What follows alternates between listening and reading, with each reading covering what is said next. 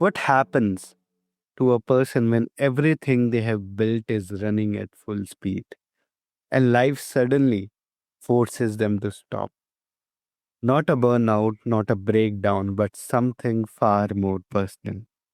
Something that strips away every metric of success and asks one simple question: what actually matters to you? Welcome to Healthy Mind, Healthy Life. I'm your host, Yusuf, and today I have the privilege of sitting down with Billie Aasen, CEO of the festival company, producer of Extreme Mudfest, now Canada's largest mud and music festival, one of the BC's top 30 under 30 entrepreneurs, and festival pro to watch according to Billboard. Billie has spent over a decade building large scale live events across North America, and most recently took her brand international with a major arena show in Abu Dhabi. She also leads a non-profit focused on youth mental health through music and events. Billy, welcome to the show. So glad you made this time for us. Thank you so much for having me, Yusuf. Perfect. So before we go anywhere else, I want to start with something simple. When you look back at the version of you that first starting building in this industry, before the scale, before the milestones, before the hard seasons, what did that person believe about success that you now know is not true? So I came from a really, really small town. My grad class was 27 people, rural Canada. And I grew up in a household with a lot of love, but a lot of issues. And my mom struggled with addiction my whole life growing up. And so for some reason, little Billy in that small town kind of thought, if I was able to go and build something successful, and I always had my eyes on entertainment, I always loved music. It was kind of my escape. I thought, if I do that, then it changes my story. If I do that, then all of a sudden I'm, not the little girl with addiction issues. I'm now someone that everyone looks up to. And the truth is that there really is no end game in success. And as you grow Mhm. and you accomplish more, you realize that that goalpost just moves and that your version of success changes. Like when I was young, I thought being famous was successful. I've now spent my whole career around famous people in this industry, and fame does not equate to success at all. Success is really waking up excited to do what you do every day, you know, being able to have the freedom to build the things that you want to build, to be the change you want to see. And as I've grown in my career, and especially as we founded Lifted Youth and Mental Health Foundation, to me, being able to make those big changes in people's lives, that's Yeah, been success for me. we see. And you have spent over a decade building in live events and festivals, industries that are high pressure, fast moving, and as you named it, largely male dominated. And that's a particular kind of mental load to carry, not just the stress of the work itself, but the constant quiet effort of proving you belong in the room. So, what did actually cost you, and how long did it take you to name that cost? Mm, I don't think it really cost me anything in that. It's interesting. I don't regret any way that I built. I think I went at it full steam ahead. I made a ton of mistakes. I lost money along the way. I would say the one thing that I've realized now as I get older that I would have preferred to do maybe back then, or if I was, turning around and having a conversation with myself back then, I would say it's okay to take a break. It's okay to take care of you. I've definitely hit burnout multiple times in my career just by running too hard and n- not letting go of the reins to other people who are fully capable and allowing them to fail through things. So that would be the one thing I would say is just you can push yourself only so far and then you hit burnout and you lose a lot of time because burnout comes in very different ways. I used to say after festival season I was just tired, why I would go to bed at 8 p.m. and wake up at 8 a.m. Mm. That's not true. That was a sign of burnout. And I was losing precious time where I could have been in a much better headspace to build in a better way. But I burnt the candle at both ends for a long time. But I think that all entrepreneurs do that. I think just with time and experience, you start to figure out what works for you. I won't say balance because I don't agree with balance. I think that it's very individualized, but you'll figure out what works for you so that you can find joy and still take care of yourself and your family and have fun and let loose, but still go and build the thing. Okay. And there is something important in that because I think a lot of women in leadership are managing two jobs simultaneously, the actual work and the invisible labor of navigating spaces that were not originally built with them in mind. And most of the time, they don't get credit for the second one.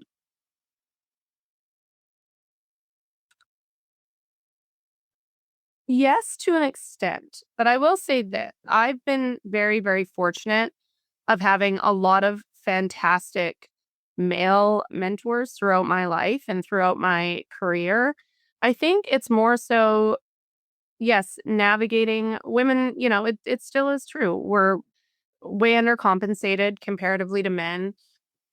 That being said, I think women, we all naturally have this nurturing side to us, and this will I'll take care of everybody first before I take care of me. That happens whether you're raising a home and a family or whether you're building a business. I think that there's pros and cons to both of those.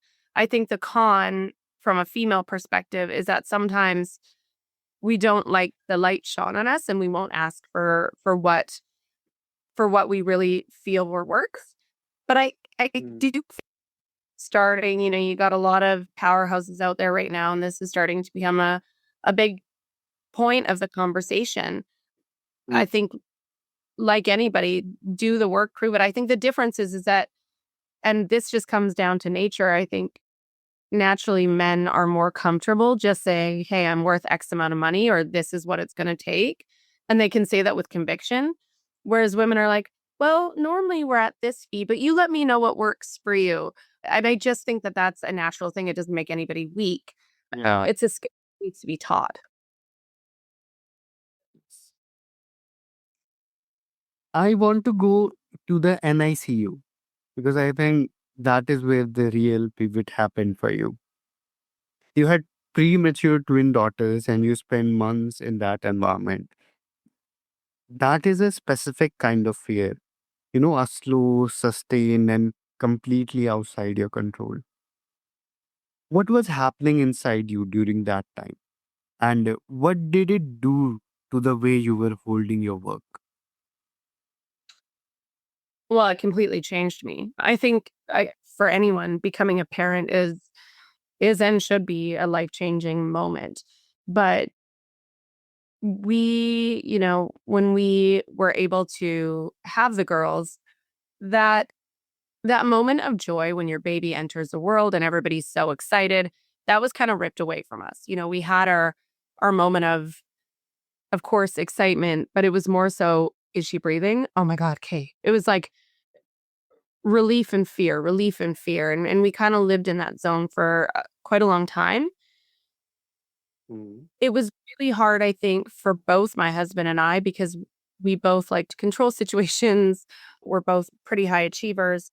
To be in a scenario where you're not the top performing and you don't really understand it, for us, it was learning an entirely different language. What is a DSAT? Like sitting there in rounds every morning, hearing the doctors speak medical terms that we didn't know. I think we both felt very overwhelmed and needing to catch up quickly. And we did. And we took the time to really learn everything so that we could be making educated decisions, not just emotional decisions based on our children's health.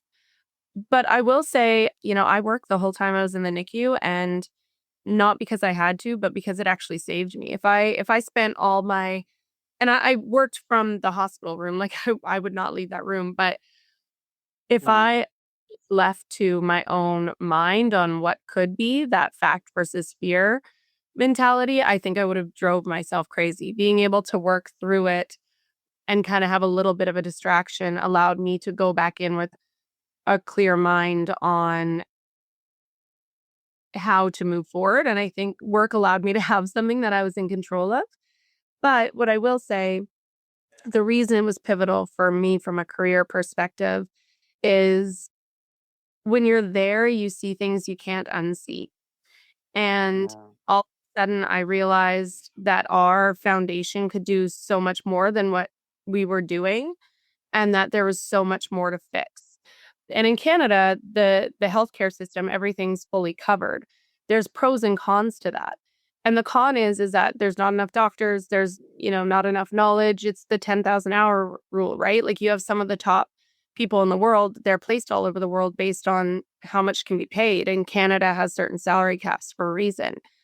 That being said, our doctors were super, super knowledgeable, but I still felt I had to go out and find other resources. And I'm still doing that today with both of my daughters on what they need to be the best version of themselves. And so that moment of realizing there's so much more work to do, the government is not going to save us. It is up to small business owners and people who have megaphones in their fields. It doesn't just mean celebrity megaphones. It means, you may be the top realtor in your area. You may be the head of the PTA. Whatever it is, we all have megaphones and we need to use them to shine light on these issues. And we all need to come together to help, bridge the gap on some of these pretty significant issues that are happening in our own backyards. Mm, you know, that is such a profound reorientation because most of us change our minds about things slowly over years. But you are describing sounds like the kind of clarity that only comes from having something that matters far more than output, more than revenue, more than reputation, sitting right in front of you and needing all of you. Yeah, I think it changed the way that I approach even, our general productions. You look at Mudfest. I instead of trying to make it this cool badass thing, which it is, I'm more so focused on the family and the community aspect of it and really building it that way. And having that brand is kind of what brought us to Abu Dhabi, to be honest with you. Mm. I changed my approach on how I did business. I actually doubled down on my small town values versus trying to kind of pretend like I, came from LA or New York or wherever. I very much doubled down on those small town values, sharing my story. It softened me having the girls in a lot of ways, but it made me a lot more focused and it made me realize that I had a platform that I could use for good. We actually went through and came up with non-negotiables in our companies. And the number one non-negotiable that we have is that we will not do business unless we are leaving an Mm. impact in the community we serve. So even if we're taking on a new client, if they don't have a philanthropic arm, which is totally fine, a lot of people don't, we show them how we can give back to the community by, instead of just hiring hourly workers, we're going to hire charities and we're going to give them that hourly wage to put towards their cause. We'll donate X amount of dollars per ticket to a certain cause. We'll run an event within our events that goes towards a certain cause. But I think it's just really important, again, whether you're a festival, an event producer like I am, or whether you have a local nail salon, you can make a big difference. And you're allowed to, I think people get this mixed up. You are allowed to have a for profit entity and still have a nonprofit give back. It's okay to make money. It's encouraged to make money. The more you make, the more you can give. So I don't want people to shy away from that of thinking like, oh, I've got to give away all my profit. That's not the case. It's you have to Mm. build profit to build that megaphone, to build that brand, to then be able to turn around and build a model within your business that you can use that megaphone for good and serve the communities that you live in. That makes sense. Your nonprofit sits at the intersection of music, events, and youth mental health. And that is personal for you, not just professional. So, what made you decide that the platform you were building needed to be used for that specially? It wasn't me that came up with the concept for Lifted. It was my partner in Lifted, Dallas Smith. It was a cause that was really important to him. And to be honest, when we first started it, I didn't really know 100% of what that meant. I didn't know how to run a nonprofit. But as I dug into it and as I saw more, I realized that mental health means so many things. It's really making sure that people are safe and that they are able to chase impossible dreams and that they are able to, have access to services. So we have a lot of different programs. One big one that we're going after right now is, in the youth space of teaching kids that they can be the hero of their own story. They don't have to be a victim of circumstance, that they can chase that impossible dream and it's totally possible. Teaching them how to be the hero of their own story and, you know, that you're not you aren't who you're born into.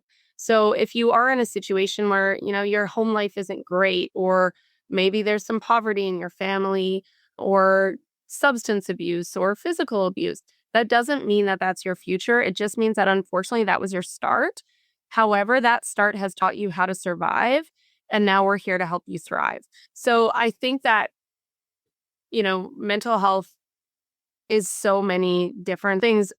So you look at that side. We also have a counseling program we're rolling out. People shouldn't have to pay $160 an hour to talk to a professional, even though I agree that the professional obviously deserves to make that amount of money, but so many people can't afford that. If having that sounding board is the difference between a kid surviving or a kid taking their own life or someone else's life, I think that that is something that we all need to focus on being fully accessible. The other side of it is obviously my daughter has cerebral palsy. I openly speak about that.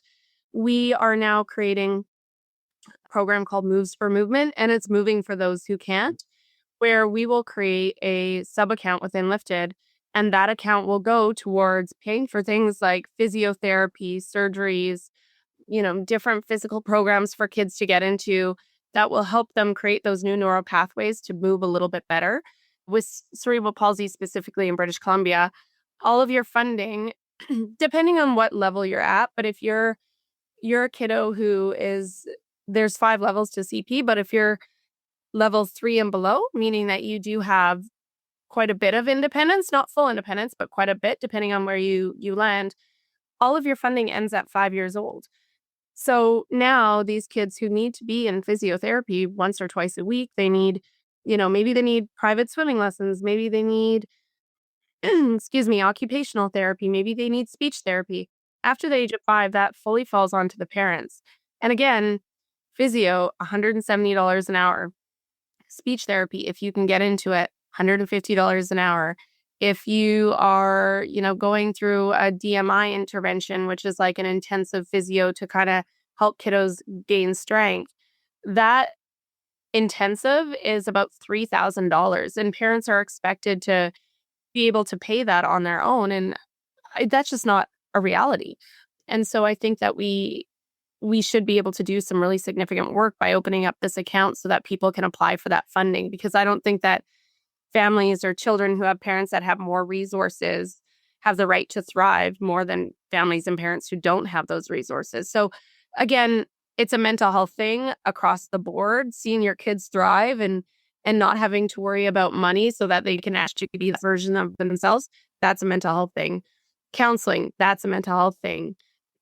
Healthy snacks for kids and food in schools, that's a mental health thing. So I love the fact that we have a nonprofit that our blanket is mental health because it allows us to cover so many different areas. I see.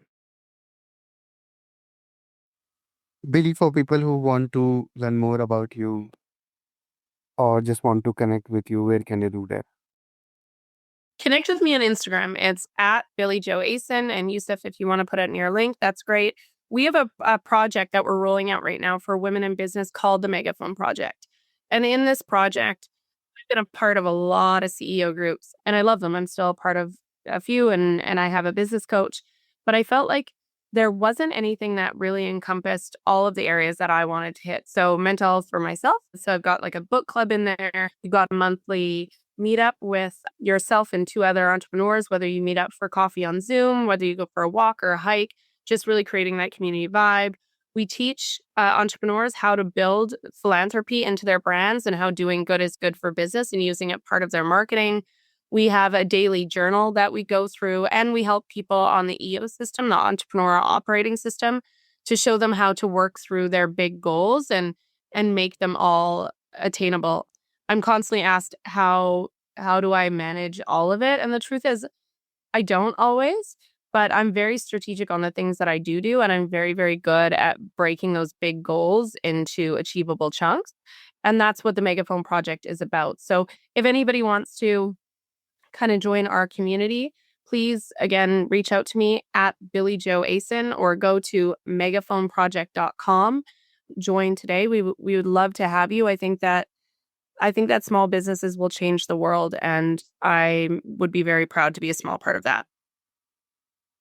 Perfect. And to everyone listening, all these links will be in the show notes. So just go and check those out. Really, thank you genuinely. This was the kind of conversation that I think reminds people that the most meaningful things we build are the ones that actually last. And they are always rooted in something real and something personal. I agree completely, and I think people stop themselves because they're fearful that they're not good enough or that they can't do the thing. But the truth is, everyone starts scared, and if you're not scared, you're not pushing hard enough. And we all deserve to build a legacy. We all deserve to build something that lasts, whether that's in our home, in our community, or in the world.